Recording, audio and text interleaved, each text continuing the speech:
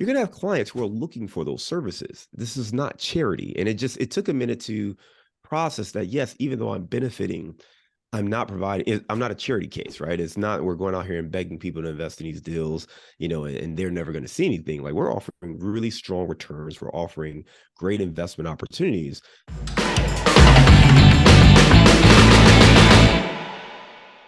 The very first deal we raised money on and brought in some partners. I brought in some family and friends, and my brother-in-law actually invested.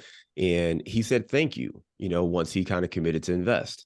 And he said thank you when I was going to say thank you. And it made me pause and realize all these things we talk about, the benefits of investing, cash flow, depreciation, tax advantages, the fact that this is a diversified investment vehicle. These are things that people want. And this was a person who was facing a six-figure tax bill if they didn't have a vehicle like this to invest in. So I helped him solve a challenge that he was facing.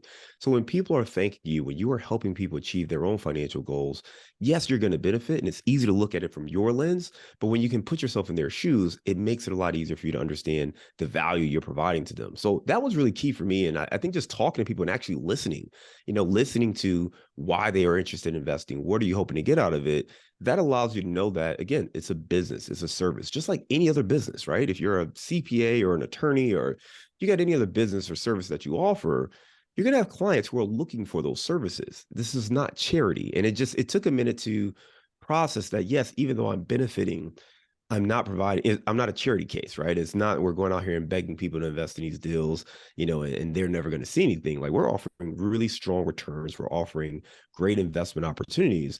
And you have to really believe in that. So that confidence is absolutely critical. And you have to just take that time to truly understand what you're offering. How do you, protect your investors and make the right investment choices when you're offering those opportunities? Yeah, that's great, John. It's absolutely true.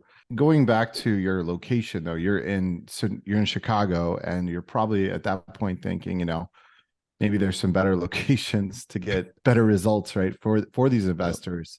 Talk to us a little bit about your process of exiting Chicago like I did, and maybe looking elsewhere for better services for these investors. Well, Garrett, you get it right. Chicago I enjoy living in the city, great city to live in. When it comes to investing, not exactly the friendliest environment to be in. So part of that process for me was recognizing that when I was looking to invest, there were certain return metrics that I was comfortable with.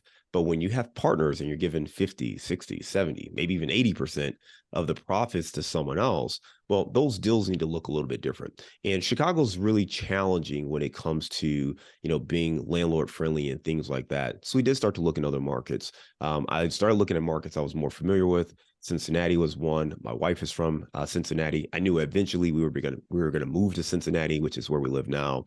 So that was a market I looked at. But the challenge for me was really trying to learn another market. Like, I knew in Chicago, hey, if you go past Damon, the neighborhood changes. If you go north of this, that's going to be a different bracket. This is the school district. I had a hard time figuring out, like, what are those parameters in these other cities? And a lot of people I knew were all investing in Texas, not necessarily in the Midwest. So some of the things they were doing didn't really fit in my market. So I actually had to set out on a journey myself to learn this. And that kind of led me to my podcast, which at that time was Target Market Insights. Now it's called Multifamily Insights. But we set out to learn how to find the best places to invest.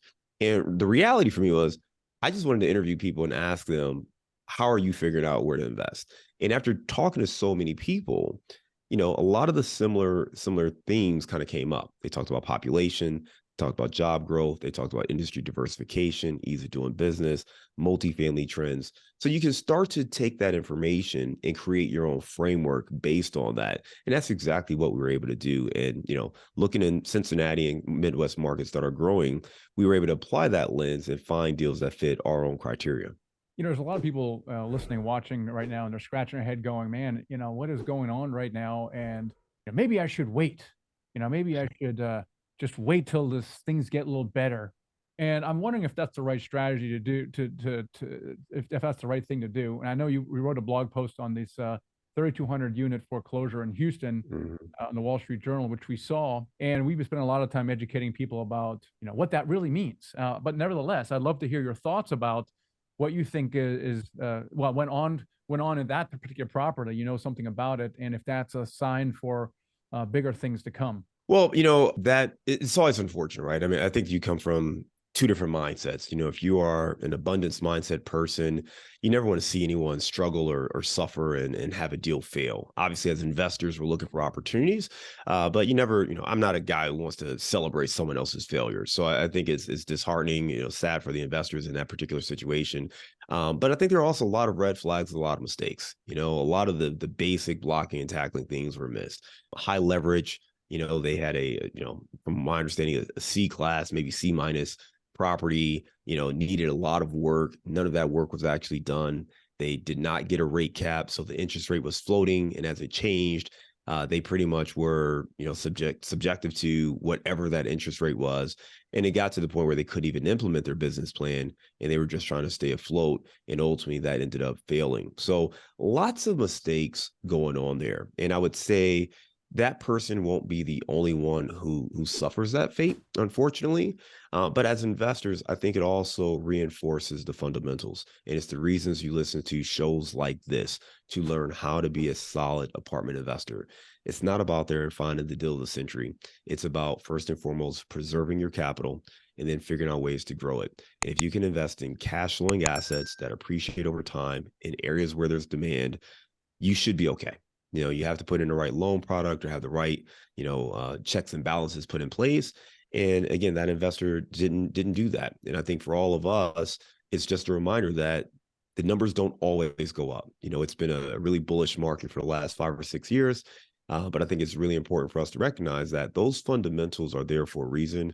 We have to make sure we pay attention to that whenever we're making an investment. So we're getting really good at our operations. Obviously, I mean, we're as best as we could possibly be at this point because we understand how important that is. I'm curious, what kind of things are you guys doing on your side to protect yourselves in this environment?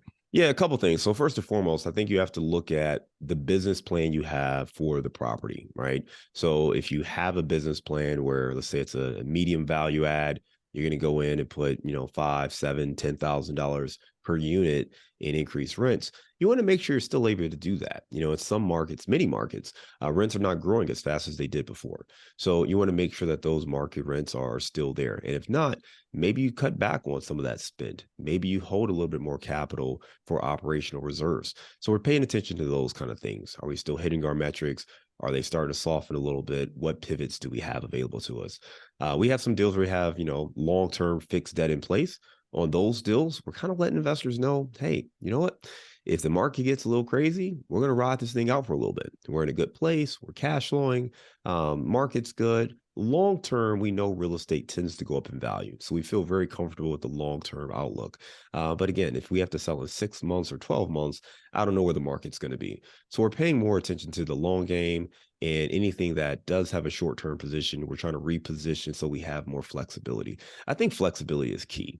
You want to be in a position where you control the exit and not the market or not your loan. So making sure you have that flexibility based on, again, the operating capital you have, reserves, the loan you have secured, all that's really, really, really important in today's economy.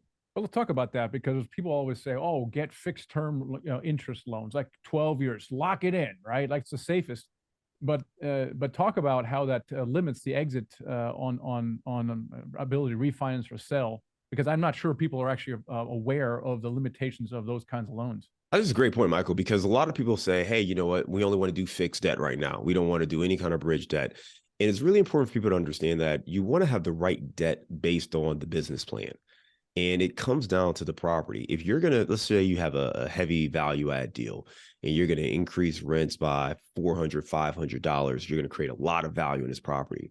Well, if you have a 10-year fixed debt on that, you really won't be able to tap into the equity you've created. So if you do this and you knock that out in 18, 24 months, you kind of have to just sit there because you can't sell. The prepayment penalty is too high. You can't really refinance. You still have a big fee there.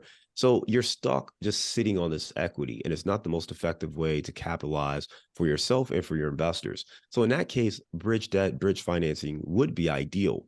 Now, you still have some risk there with the bridge debt, so you need to offset that. You can offset that by having more reserves, having a higher, CapEx budget, making sure you do other things to anticipate that. But there are a lot of different ways to look at it. On the flip side, if you have a more stable property, let's say it's in a good location, it's cash flowing, you think demand is going to continue to grow, but it's not really a huge value add deal. You can push rents $50, maybe $100, but not to the point where you're going to create a ton of value over the next 24 months. Well, in that case, maybe you want a fixed loan. Maybe you do want that long-term debt and you want to be in a position to sell if you get blown away with an offer. But if not, you got a great cash flowing property here for the next, 5, 6, 7 years. Are you throttling your acquisitions right now, or are you looking for opportunity? And if so, what are you looking for? We're definitely looking, and I'm a firm believer that many investors should always be looking. There's some folks who shouldn't. I think if you're at a point where you and your company are, you've reached all your goals and you're simply preserving capital, then you can cherry pick. You can sit on the sidelines and just buy when it makes sense to buy. But this is like the only industry I know of where, as a business, we can decide that we're just not going to do business. Could you imagine owning like a shoe company and just deciding, what, market's a little crazy right now. Let's just not produce shoes right now. Let's just wait until next year to produce shoes. The reality is for us and our investors, we're all trying to grow our capital. We're all looking to park our capital in cash flowing assets. We're looking to reduce our tax liability. We're looking to grow our assets. So we have to find deals for that. And for us, I just think that makes the most sense. The alternative is to do nothing and let, inflation wipe away some of the money we have sitting in our bank accounts. And that just seems like a bad idea to us. So it's not that we're going out and buying anything. We certainly want to be pragmatic in our approach. But I'm a firm believer that you should always be at least looking and analyzing deals because the market does change very fast. And you won't know the market has changed until it happens. So for us, by analyzing deals, seeing where we're coming in, talking to brokers every day, we get real-time feedback on where the market is headed, where interest rates are, how the industry professionals look at the market real time, like today. So you only get that if you're looking. If you're on the sidelines waiting, by the time things change, people are already doing deals and taking advantage of that current market landscape.